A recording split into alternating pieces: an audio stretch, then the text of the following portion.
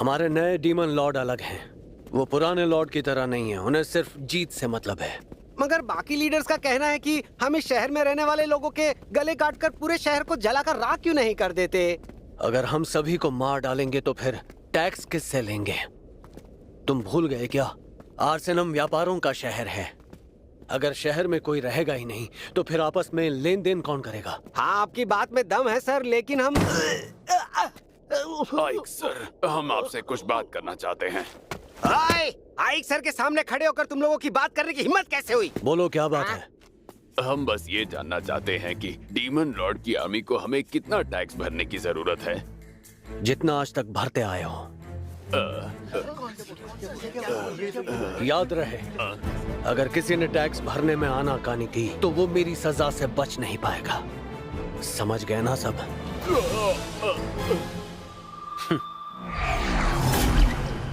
अरे ये तो छू मंतर हो गए।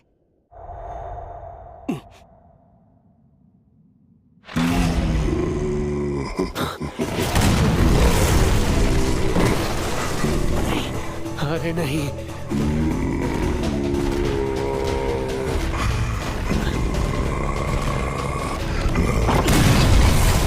आपने वादा किया था कि इस तरह अचानक आप नहीं आएंगी कमांडर।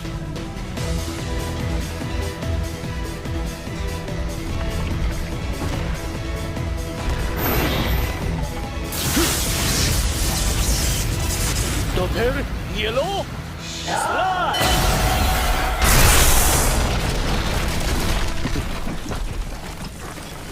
क्या बात है।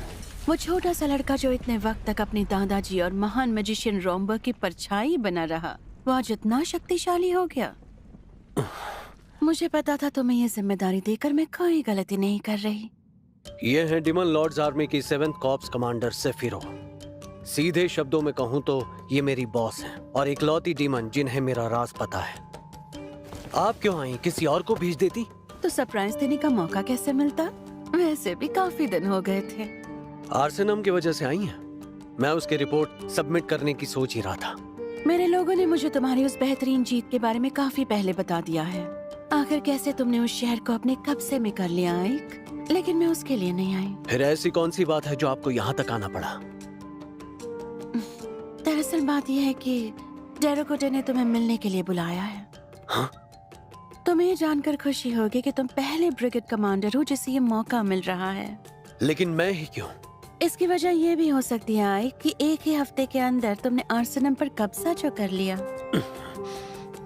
तो इसीलिए मुझे यहाँ आना पड़ा ताकि तुम्हें अपने साथ डीमन लॉर्ड के किले में ले जा सकूं। अभी इसी वक्त? सवाल कम करो और अपना हाथ मेरे कंधे पर रखो।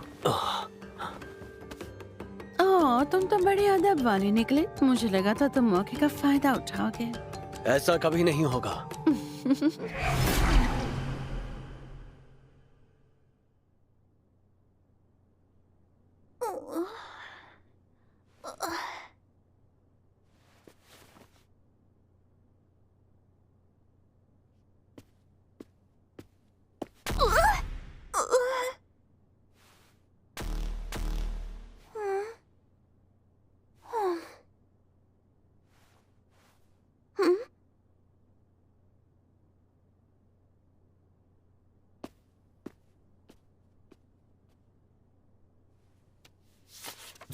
इसे खाकर खत्म करो।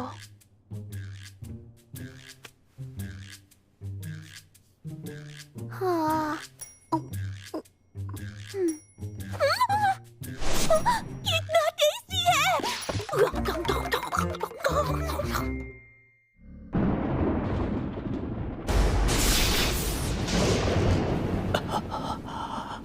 क्या हुआ? किले के इर्द गिर्द कड़कड़ाती बिजली को देखकर डर गए? खैर कोई बात नहीं, जो भी हो तुम एक इंसान ही तो हो।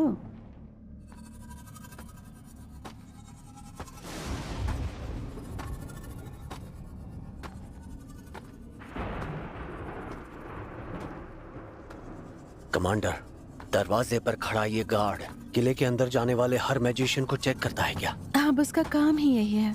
तुम्हें क्या लगा था डीमन लॉर्ड से मिलना इतना आसान होगा कि बिना कोई पहरेदारी के तुम्हें अंदर जाने देंगे? फिर तो आपको इसे रोकना ही होगा। अगर मेरा राज बाहर आ गया तो? लगता है कि वो मेरा नकाब और पोशाक जरूर उतरवाएगा। तुम उसकी फिक्र मत करो, मैं हूं ना, सब संभाल लूंगी।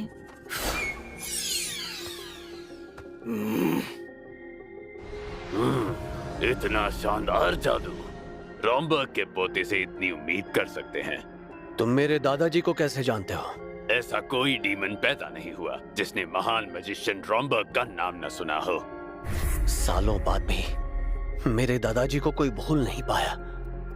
बातें करके वक्त जाया मत करो, डीमन लॉर्ड इंतजार कर रहे हैं। डीमन लॉर्ड का किला डोबरबर्ग बहुत ही बड़ा है। डीमन लॉर्ड की विशाल ताकत और जादुई शक्ति को दिखाने के लिए इसे ऐसा बनाया गया है। इसलिए ये जगह बहुत ही विशाल है जहां से इस वक्त मैं चलकर जा रहा हूँ। कमांडर, उनके पास पहुंचने तक और कितना चलना होगा? बस पहुंच ही गए। तुम यही सोच रहे हो ना कि मेरी उड़ने वाली शक्ति आखिर तुम्हारे पास क्यों नहीं है? नहीं नहीं, ऐसा कुछ नहीं है। ये इन्हें कैसे पता चला? मैं हमेशा से चाहता था उड़ने वाली शक्ति मेरे पास भी हो। मैं जादू से ऐसा कर तो सकता हूँ, पर इतनी अच्छी तरह से कंट्रोल नहीं कर सकता। ज्यादा से ज्यादा बस ऊंची छलांग मार सकता हूँ।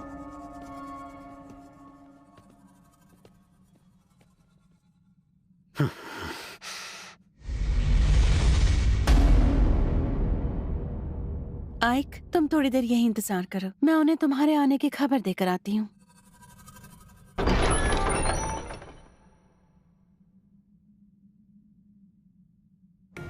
डीमन लॉर्ड डेरोकोटेन ने इंसानियत के खिलाफ जंग छेड़ दी है और साथ ही शैतानों को हर चीज में आगे कर दिया है। वो शैतानों के लीडर और सबसे शक्तिशाली हैं।